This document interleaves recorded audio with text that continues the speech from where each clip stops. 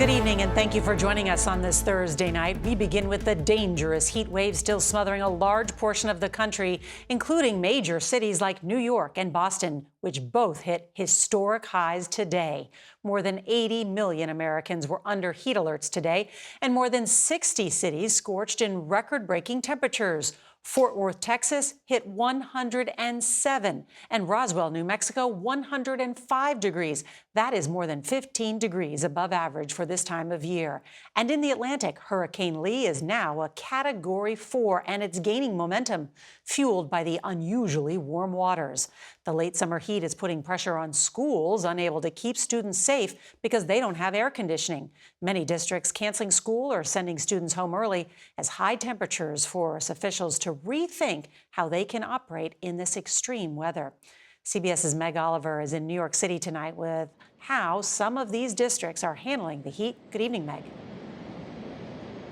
Norah, good evening. More than 1 million students here in New York City went back to school today, but with a heat advisory still in effect, schools are limiting outdoor activities. Students in the nation's largest public school district headed back in the sweltering sun today. It's really hot. It's going to feel like 100 degrees today. The majority of New York City public schools have air conditioning after spending millions of dollars in 2017. As long as it's running, I think she'll be okay. The heat was on in Massachusetts today, too, but in Boston, the first day back was a breeze. Inside the majority of our schools, it is very cool and comfortable. Last year, Boston Public Schools installed 3,800 new air conditioners, partially funded by federal pandemic grants. Now, the $9 million investment is having a big payoff. We can predict that things are going to be warmer and hotter. This was something for students and staff that was needed for them to be able to again, focus on teaching and learning, be comfortable in the buildings. A recent study found that students scored increasingly worse on standardized tests when temperatures were above 80 degrees. Dozens of districts across 10 states have been forced to close or dismiss early this week because of inadequately cooled classrooms.